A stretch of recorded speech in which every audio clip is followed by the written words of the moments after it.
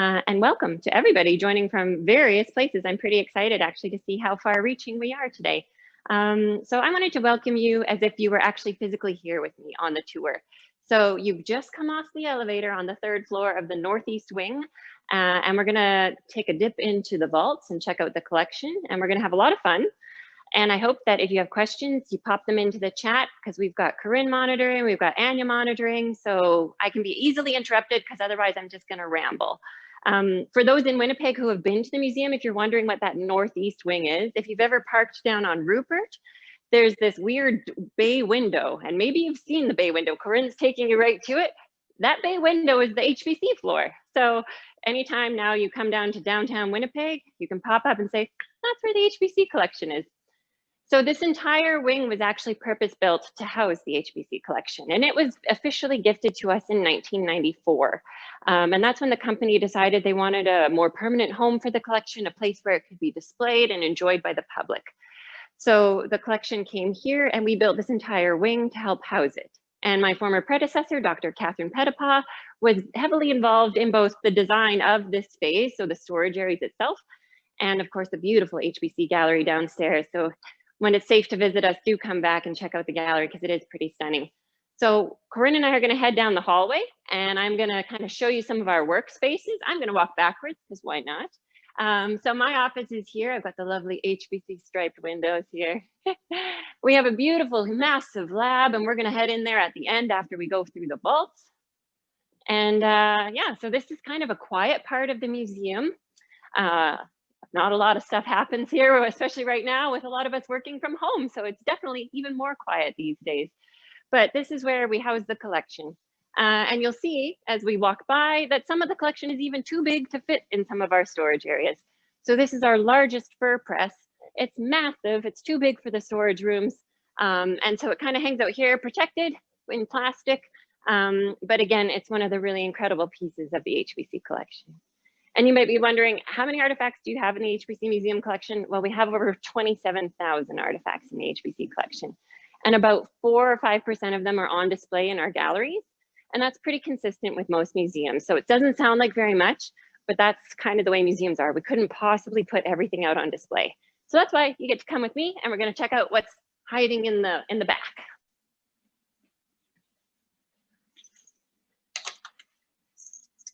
So we call them vaults, but as you will see, it's kind of just a room. So it doesn't sound as exciting as vault, but it is a climate controlled storage area. So it is special in that regard. Come on in. So this is one of 3 storage rooms that house the HBC collection. And as I said, it's climate controlled and monitored. So if Corinne wants to zoom in on this cool little gadget, that actually monitors the temperature and humidity in the room, and our conservation team can live monitor that data. They collect it, and they can monitor any fluctuations in temperature and humidity. So with collection, storage, and care, we want to make sure that everything is at the right temperature and humidity so stuff isn't drying out and getting brittle. So everything here is closely monitored. Now, the HBC collection is kind of unique for some of our other collections. The Manitoba Museum, of course, has a lot of natural history specimens and other human history artifacts about Manitoba's history. But because the Hudson's Bay Company were everywhere, the collection actually includes a lot of really diverse items. So we have Northwest Coast items from British Columbia. We have Arctic items from Canada's north, and kind of everything in between. So it's a really incredible collection for a lot of reasons, because there's so much diverse material culture. It's really great for researchers who want to do any cross-cultural comparisons. So it's just kind of a unique and interesting collection. Now, of course, HBC this year is celebrating their 350th anniversary, but the collection doesn't have anything from that very early period. It wasn't until the 1920s that they decided to start actively collecting for a museum collection, and that was to celebrate their 250th anniversary. So the bulk of the collection is actually 19th century, early 20th century, and then we have some 18th century items as well, but nothing from that really first early period.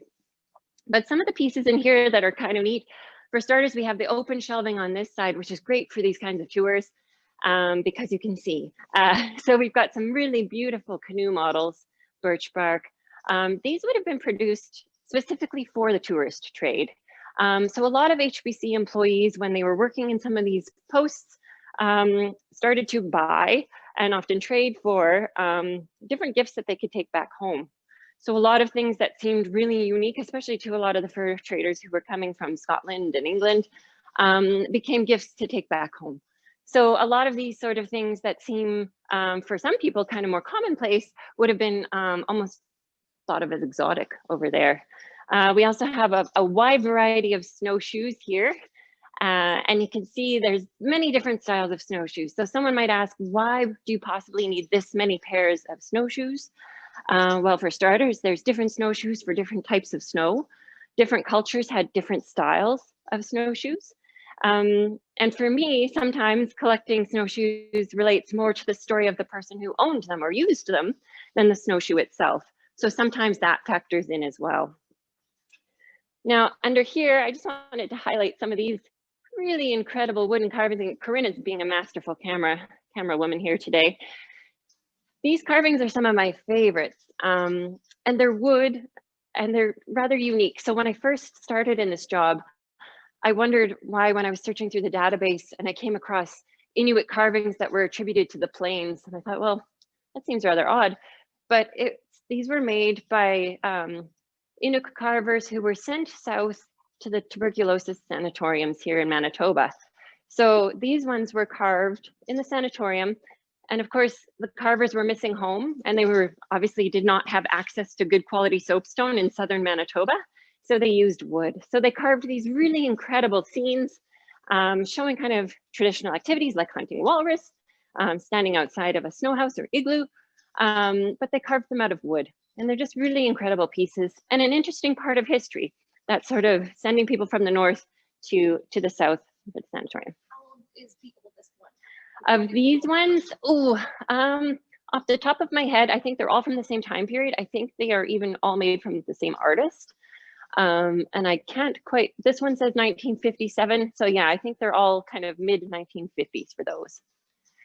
And our soapstone carvings, while not as plentiful as the ones at our friends at the Winnipeg Art Gallery, we do have a nice little collection. And what's unique and interesting about our collection of soapstone carvings is their connection, of course, to the Hudson's Bay Company. In the 1950s, they partnered with the Canadian Crafters Guild to encourage artists to make carvings specifically for sale in their retail stores in the South. So a lot of these carvings were specifically produced to be sold at the Bay stores, like your big Bay department stores that you know and love. So the open shelving is great, particularly for some things like carvings. You don't really want them rocking and rolling, but I wanted to show you some of the ways we store other objects with our rolling storage. And those who work in other types of collections are probably quite familiar with these, but it's always lots of fun to kind of wheel these around. It also is space saving. So we can pack a lot more stuff in a smaller amount of space. So just to give you an idea of the magnitude of beautiful things we have in the HBC collection, all of the drawers in all of these cabinets have a number of different artifacts. And they're often ordered kind of thematically or by style. So this cabinet has a lot of bags in it. So these are different game bags. They're made with babiche or sinew, and of course, hide or leather. Some of them are beaded, some are painted, some are embroidered. So there's lots of really incredible pieces. Nice Zoom work, Corinne. Let's see a few others. Some of the really heavily beaded bandolier bags, because I did promise I'd show some beadwork today. So again, HBC, of course, was everywhere. So we have a lot of different cultures represented in different groups. And so it makes it a very interesting collection to curate, and also a challenging collection to curate, because of course you can't be an expert in everything. So I have learned a ton since starting here in 2013, and I'm continually learning every day, often from family members, descendants of the people who made and used these artifacts, from other researchers who visit and come to the collection storage to look at things. So it's a continually kind of learning process for me, as well as for everybody else. Again, another one just because they're really incredible. And you can see everything's on a nice foam pad. So, and often our conservators put these nice little paddings in there to help prop things up and so that things don't get creases. And if you've never held a beaded bandolier bag, let me tell you, that many tiny glass beads is actually really heavy. So you see pictures of people sometimes wearing 2 bandolier bags over each side. And you just imagine the weight of all those beads hanging over their shoulders. It would be rather incredible. So that just gives you a little sampling of kind of what's in the cabinets. But again, all the cabinets have lots of stuff filled through and through. And fortunately, in the HBC storage area, we still have room to keep collecting, whereas some areas of the museum might be running short on space. We've still got a bit of space over here. But a lot of the collections we get now come from donations from very just generous donors, often descendants of fur traders. So my favorite is I get these emails that say, oh, my grandpa worked for HBC in the 1920s or 1930s. He had all this stuff. I found it in the attic. You probably don't want it, but, and it's incredible. And they send me photos and I get all geeky and excited about it. So it's a really kind of fun job, especially when you get those emails. So that's how the collection continues to grow today, is through those donations and through generous donors. So we're gonna keep going because I've got some cool stuff pulled out in the lab for us.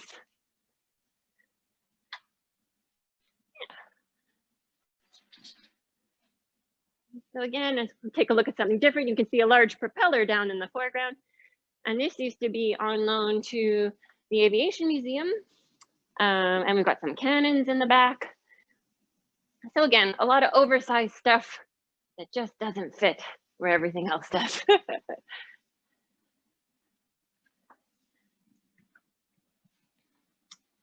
So as we walk down towards the lab, it's also climate controlled as well, just like our storage rooms. But you can see it's a lot bigger. So it is a little easier for Corinne and I to move about and move around. But the lab, we use it for a number of different reasons. We lay stuff out for tours like this and for programs. When we get new donations coming in, they all, after they kind of spend their little period in quarantine, then they come in here and then they're cataloged and accessioned into the database. Sometimes we use these massive tables to lay things out for an exhibit. So we'll actually be mapping out how we want things to look in an exhibit case. So it really just sort of depends on the multi-purpose room, I suppose. So in keeping with our winter theme, I thought, even though it hasn't been too cold in Winnipeg yet this winter, I thought about how do people stay warm and how do we keep warm in the winter? And so I thought I'd bring out some of the really beautiful pieces that we have in the HBC collection to keep warm. So if you want to follow me, I'll start over here. So of course we have lots of different parkas. And as I said, HBC had far reach. So we have parkas from lots of different regions. This one is one of my favorites because it's the only one in the collection. And I don't know if you can see what it's made from in the photo, but these are feathers. And this is actually an eider duck parka. So the Inuit of the Belcher Islands, there are lots of eider ducks around that region. And eider down is super, super warm. So they are masterful at making eider duck parkas. And this one is no exception. So you can see just how beautiful the design is, not just in sort of skinning the eider ducks and choosing the ducks to make the jacket. And honestly, don't ask me how many ducks were used to make the jacket because I don't know, but one would assume quite a few. Eider ducks are not that big. But you can see that the artist of this particular parka really took the time to think about the color of the feathers. So you get this light strip across here. So it's not entirely random. And again, a nice light strip in the midsection. So this jacket is just beautiful. And it's so fluffy and so soft. And I can imagine it would be so, so warm, but not heavy. So this would be just the perfect kind of parka to wear, especially if it's out in the cold and the wind. Down parkas, of course, as we all know, are very toasty. And this one has a really great hood as well. So this is one of the examples of just beautiful.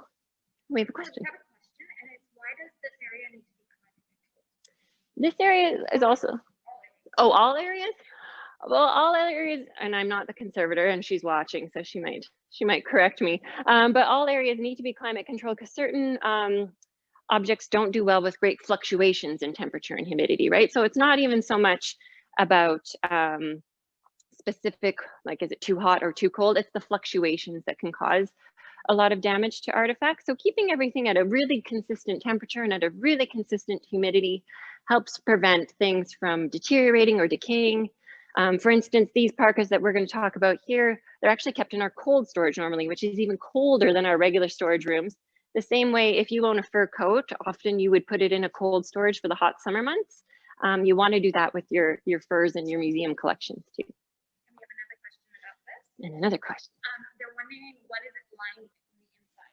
This particular one actually isn't lined.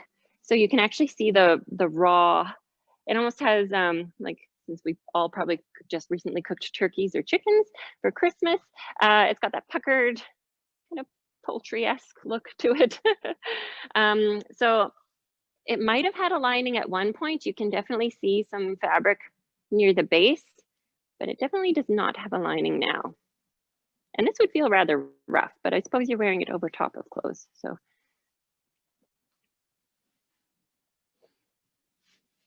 we'll move on to the caribou parka in the middle. So we've got eider duck, and here we've got caribou fur. And caribou, of course, is also an incredible fur choice for clothing. Inuit in the north have been using caribou for a long time. And again, I chose this parka because the mastery and the artistry of using different parts of the caribou to make patterns. So the really kind of blonde, whitish fur from the legs and lower parts of the caribou is cut into between the dark fur that makes up the back of the caribou. So it's not just, you know, skinning a caribou and kind of making a coat. There's a lot of thought into the design and how it's going to feature. And you can even see on the back, they've got a beautiful inlay here and a thing. So lots of artistry, not just making clothes that are functional and warm, but making clothes that are incredibly beautiful. And this parka is also really great because it's kind of both the inner and outer. It's got the fur on the inside, and you can see they've got double layers here, and then the fur on the outside. So some parkas that we have are inner parkas that are just fur facing in, and then it's got the hide on the outside, and you might see them down in our Arctic Subarctic gallery. They've got beautiful beaded panels on them as well. But this one's basically doubled up. So it's got the inner and the outer parka together. And this long tail helps you know that this is actually a woman's parka. So men's parkas typically are squared off like this eider duck parka. Women's parkas tend to have these longer swooping kind of tails. Sometimes they almost look rounded like a beaver tail in the back, and there's often longer in the front as well. So the long tails on the parka might have different reasons. Corinne's holding up a finger. You have a question? Yeah, so you're going to get me to repeat this because our guests are asking, what am I asking you? Oh, okay. So the first question is, how are the parkas fastened together? Okay. Donald's asking, how are the parkas fastened together? So in this particular one, I actually don't think they're fastened at all. I think that this has just been stored with them tucked together. And there might even be, like, there were loops when I was looking at it earlier, so there might be ways to kind of hook it so it's not shifting around. But they're not actually like adhered together in any sort of permanent fashion. Did we have other questions? Oh, okay. So the long parts. Oh. Rachel is asking if she meant they're sewed together with Oh, Rachel's asking if they're sewed together with sinew. Well, the parkas are sewn with sinew, but the actual pieces, these are not attached at all. I don't know if you can reach your camera in here. You can see they're just kind of tucked in the same way if you were wearing a hoodie underneath your jacket. They're kind of just tucked, but you can see these beautiful seams too. Perfect, perfect seamstress here. Just stunning.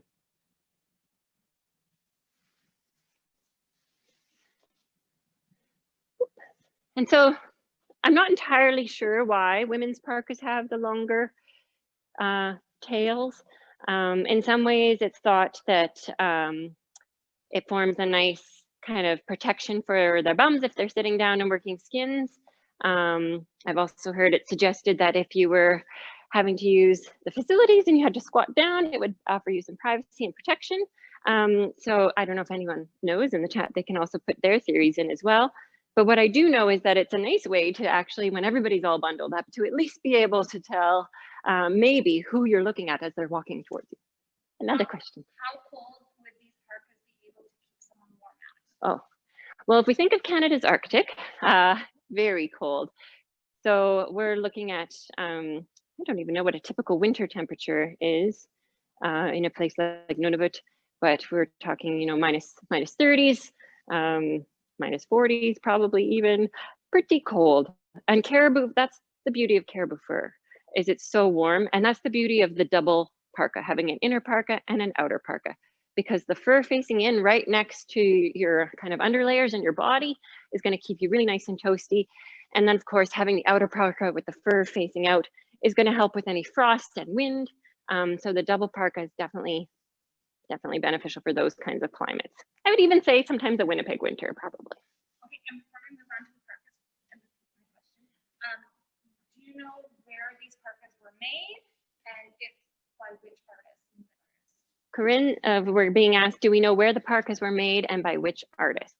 So unfortunately, I don't know the artists, and that's pretty typical with the HBC collection and with a lot of museum collections, is that when these were collected, nobody thought to write down who made them.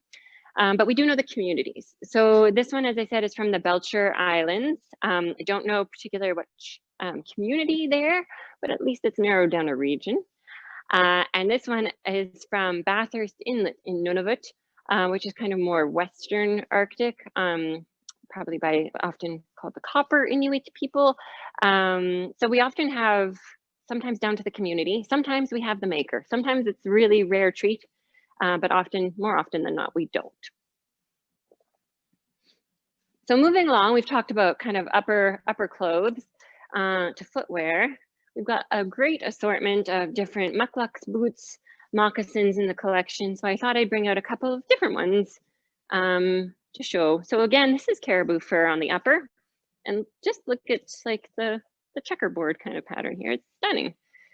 And they've got the hide on the bottom. That might even be seal skin on the foot. I would have to double check the record, but it could be. But again, some of these boots are nice and tall, of course, to help with the leggings. So basically you'd be covered in head to toe fur. You'd have your long parka, then you'd have leggings, then you'd have these nice tall boots. And of course, you'd have nice big mitts that have big kind of gauntlet style sleeves. So you're definitely head to toe fur, definitely super toasty warm. And fur, as you can tell from a lot of, and feathers, is the item of choice because it is so warm, it is so insulating. Of course, they're also using other parts of the animal, but fur is also super sustainable. So it's a really great winter clothing material. Would the clothing items on display have been made for use in the community or for export trade? So would the items that are on display have been made for use in the community or for export trade was the question, and maybe a little bit of both. So some of the objects that we collect were made and used in the community and then kind of collected by HBC traders afterwards. Other things were made specifically for trade. And so particularly we have downstairs actually these really cute little model amouti. So amouti is a woman's parka that often has a pouch in the back for the baby. We have a beautiful one in the Arctic Subarctic Gallery. But there's these little miniature ones, and sometimes people call them baby ones, but they're actually not for babies, they're models. They're a shrunken down, scaled back version of a full-size amouti, and those were specifically made for trade. So even though they're tiny and it would be cute to think of a little baby in them, it doesn't really make much sense because actually the babies are in their mom's amouti and they're snuggled up nice and warm against their mom. So it doesn't really make sense for them to have their own little mini amouti, but they are super cute. So there's one of those in the HBC gallery on display as well. So certain things within the collection were definitely made specifically for trade, but a lot of things were just made and used by community members. So another one of those made and used by community members is this pair of mucklucks here. So these ones, we're stepping away from Inuit, these are Dene mucklucks from Yukon. I don't have a specific community, so it's pretty broad territory here. But these ones, again, have caribou. And here it's got some long guard hair fur. It's kind of reddish brown. The record said Wolverine ? And it could be Wolverine. They do have kind of a reddish brown tinge to parts of their fur. Wolverine fur is also really revered and used often to line actually hoods because it doesn't frost up. So maybe you'd put it on your top of your mukluk or your boot too. So I'm not entirely sure, but also I love these pair because they have the beautiful beadwork as well, and some of the fabric work near the top. So a really nice mix of fur, bead, fabric into a beautiful boot. And again, you can see these lovely padded mounts that help keep them from crushing and collapsing on themselves.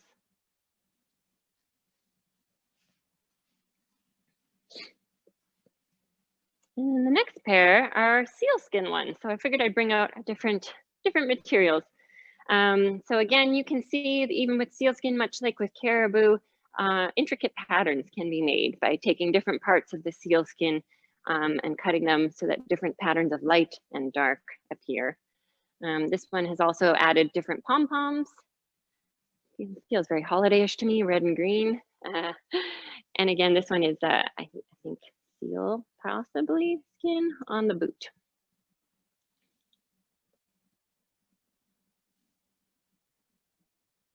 So sealskin and seal clothing is also really great because it does, obviously seals spend a lot of time in water.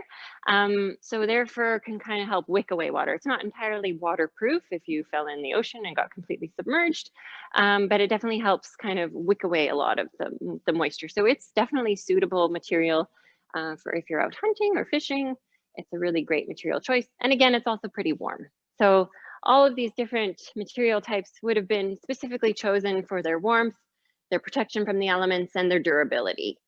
And all of these material types would have largely been made by women. So men and women, of course, have different tasks and different roles. Men can definitely sew and they can make their own clothing, but it was often traditionally more women's work to process the skins, to process the hides, and to make the clothing. So what we often see is just some really beautiful artistry in their patterns and their designs and their work. Would any of the pattern muklux be used for ceremonial purposes? So we're being asked if any of the pattern muklux would be used for ceremonial purposes. I'm not entirely sure. I mean, they might be. I actually don't know. I think in a lot of ways, some of the pattern ones just might have been the design and pattern of choice by the artist. But that's not to say that perhaps some of them did have a deeper meaning and a deeper purpose. Follow up. Are items like this still made? Yes. So a lot of northern communities still have a really rich history and tradition of making beautiful clothing out of seal, caribou, eider. So if you ever have the pleasure to go visit northern communities, I highly recommend supporting local artists and buying things directly from the artists up in the communities if you're able to, because there are still some very talented artisans making really warm, toasty, beautiful clothing. In regards to these ones over here, what are the pom-poms made of and what would be used for dyeing the material? Okay, we're being asked, what are the pom-poms made of and what would be used for dyeing the material? So these are wool pom-poms, and you can even see the wool tassel here. And these ones, I believe, are 1930s, these particular pair. So this would have been pretty standard dyes at this point. When we look at some of the older materials in the collection, they definitely would have been using natural dyes from plants and other things, but these are definitely kind of more standard dyes like we have today. And then I brought out one other coat just because if we're talking HBC, this one's a lot more modern, although still maybe not as modern, because even though I think 1980 was only 20 years ago, it was not. So this is actually a 1972 HBC coat. So you can often find these kicking around on the vintage markets. There's a big following for sort of HBC point blanket coats and different things.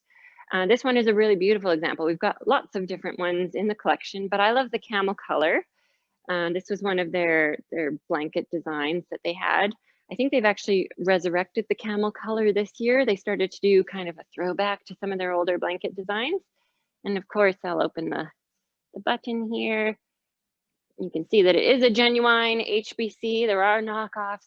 It has the label. So if you are in the hunt for a point blanket coat, if you want it specific to HBC, you want to look for the label. And actually, the label is what helps you tell how old your point blankets are. So there's some really great resources online and some books. Because one of the common questions I get asked is, how old is my point blanket? And people think it's really old, and it's often not, but there's ways to tell. And of course, here you can see the points. So this was a 4-point blanket made into a beautiful coat. Like that. So other things when we think about staying warm in the winter, one of my new acquisitions that actually came in when I was on maternity leave. So our assistant curator of HBC, Courtney Pache, accepted this really cool stove. So if Corinne wants to angle the camera over there, I'll meet her around the other side. So it actually has the HBC coat of arms on the side here. This was used at one of their posts. I can't remember which one because of course this came in when I wasn't here, but it definitely, it looks a little rough and ready, but I think it's a pretty cool piece. We don't have a stove in the collection, so it was pretty incredible to collect a stove. What does the quarantine process look for these items? Okay, so with COVID, things changed a little bit just because we were quarantining things a little bit longer. But for the most part, anytime we get a new donation, it gets bagged up. And then it often, depending on what it's made of, it might get put in a deep freeze, particularly something like clothing. So if I got a new pair of mucklucks donated, I'd put them in a bag, I'd put them in a deep freeze for 2 weeks. And that would kill any potential bugs or vermin that might be in them and just get it all ready to go. Other things like this is a relatively new donation as well, a copper kettle or pot. So this one, obviously, I didn't need to put it in the freezer. It's metal, but I still bagged it just in case for a couple weeks. And then you take it out of the bag and it can be cataloged and ready to go. Would this stove still be used for purposes? Corinne's reading question. Oh, back to the coat. What do the 4 points represent on the coat? So the point system on coats actually represents the size of the blanket. So sometimes people thought it represented how many made beaver you needed to trade to get a point blanket, but that wasn't necessarily the case. The points tell you how big the blanket is. So now I'm reaching into the depths of my brain, but I think a 4-point blanket is the equivalent to a queen size. I think, could be wrong, maybe king, but the big ones. So it would be if you had a queen size bed or a king size bed. Whereas a smaller, say 2-point would be a smaller blanket, say for like a twin size bed. So they definitely, the point system told you how big the blanket was. And often people write because they have found blankets that look like 2 blankets that are still attached. And in fact, that was commonly how they were sent. So they could be split at the trading post or at the later at the store. So they were manufactured in one big long one. So if people say, oh, I have a double point blanket, it's super rare, but that's actually how they were manufactured and shipped. 4-point is for a double bed. Someone is reporting. Thank you, whomever. Anya, such a wizard. So yes, the big, well, it's not quite as big as the queen or the king. We've got. That's all right. Question about the stove. That is a beautiful stove. How will it be cleaned and will it go on display or stay in storage? Okay, they said it's a beautiful stove. How will it be cleaned and will it go on display? I'm not entirely sure how it will be cleaned yet. We definitely probably want to check it over. Sometimes with conservation, you don't want to do too much because then you might end up doing more damage. Particularly if it's not going on display anytime soon, it might actually be more stable to keep as is. because it's so new, I haven't actually thought of a purpose for it yet. Definitely it's part of the collection. So it's in storage for now. It will go into one of our storage vaults, but it might find its way on display. So often when we're picking artifacts to display in different exhibits, it's what story they can tell. So as I said, this one came in when I was on leave. So I'm going to read the file. I'm going to see what post was it at, what kind of, who used it, what could have happened. And maybe I might be able to put it in an exhibit if I'm doing one on trading posts or talking something like that. So it might have a story to tell us, or it might stay in storage for a little bit and just be used for researchers. And we'll just have to wait and see what its fate holds. So someone is very interested at what you picked out for today. Okay. They're asking about coats and how you brought out mucklucks and asking why you didn't bring out mittens. Do we not have them in our collection? Okay, someone's asking about how I chose what I chose for today. I chose parkas and mucklucks, but why no mittens? Do we not have mittens? We have loads of mittens. We have very many trays and drawers of mittens. I don't know why I went for just coats and footwear, but that's sort of where my brain was when I was coming in this morning. I was thinking, I got to pull out that eider coat, got to pull out some caribou. And then I saw the mucklucks. I was like, I got to pull those out. And that's part of, I guess, the fun too, is sometimes you have too much choice, too many things to pick and choose from. So I didn't actually pick my mittens, but again, we have mittens in all these different types as well. Other questions?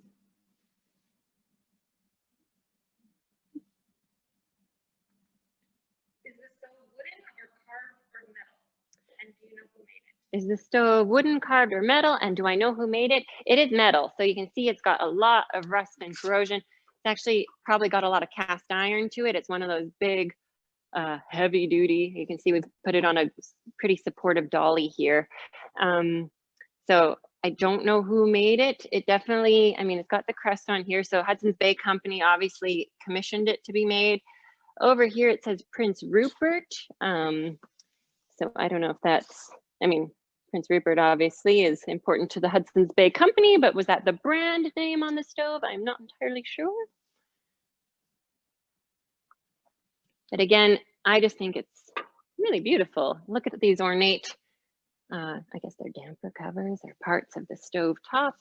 It's just a really ornate, beautiful thing. And you think of these remote trading posts, and that's some of my favorite artifacts actually, are some of these really exquisite pieces that we find. You think of fur trade, and you think of rough and ready, these wood cabins with not much in them. But in fact, a lot of the trading posts had really exquisite, beautiful things. So a recent donation was actually a whole china set that was used by the chief factor at Norway House. And it's like beautiful china. It would have been like the latest fashion in England that had made its way down on York boat to Norway House, So a lot of these things that we think, these kind of preconceived notions, are completely different. So somebody is asking who Prince Rupert is. Oh. And why is he important to Hudson's Bay? Someone's asking who Prince Rupert is and why he's important to Hudson's Bay. So Prince Rupert was the nephew of King Charles II, and he actually was one of the big push behind establishing the Hudson's Bay Company. So when Radisson and de Groseilliers, two French fur traders, were really trying to push for this northern fur trade route into Hudson Bay, and they weren't having much success when they went to their French counterparts, Prince Rupert was definitely keen on it, and he kind of brought together a group of investors that helped kind of supply that maiden voyage of the Nonsuch, which, if you haven't been here, we have a replica full-size 1670 catch of the Nonsuch down in our galleries. So Prince Rupert was heavily involved in that. And so when they proved through Nonsuch that a voyage through Hudson Bay would be successful, they actually named the land that King Charles II granted to this company Rupert's Land. So roughly 40% of what is now Canada was called Rupert's Land after Prince Rupert. So he forms a pretty pivotal part in HBC history, but also Canadian history, because that land grant drastically shaped and changed how Canada became Canada.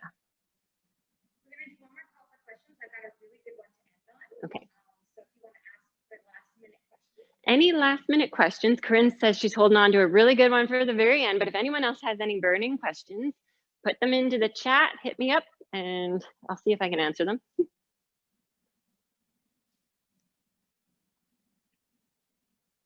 Just somebody saying thank you. You're welcome. Okay, Okay. I think this is going to be our last question for today, and it is, what is your favorite artifact in this collection? Okay, last question. What is my favorite artifact in this collection? You'd be surprised I didn't actually bring it out today, even though I thought about it, but it is the Gutskin rain suit. Corinne's making a yes because she totally knew that that was my favorite. It's her favorite too. So Gutskin, of course, is the intestines of a seal, which have been fully cleaned out, and they're made into incredible articles of clothing that are sewn together with sinew. And of course, sinew, which is like tendons, when it gets wet, they expand and they plug the holes, making it perfectly waterproof. So we actually have 2 Gutskin jackets and one that has the matching pants. And I often show the pants when I'm on tours because I think they're just brilliant. So it's intestine pants that are perfectly waterproof, perfectly suited for if you're fishing or hunting from kayak or out fishing with a spear. They're incredible. And if you ever get a chance to see Gutskin at a museum, highly recommend. It's my favorite artifact. All right, if that's it for questions, thank you so much for joining me today. I hope you had a bit of fun geeking out in the collection. And thank you so much to Anya for monitoring things and doing all the tech. And thank you to Corinne for being our lovely camera lady and also handling a lot of tech because I am not the most tech savvy. And thank you for joining us.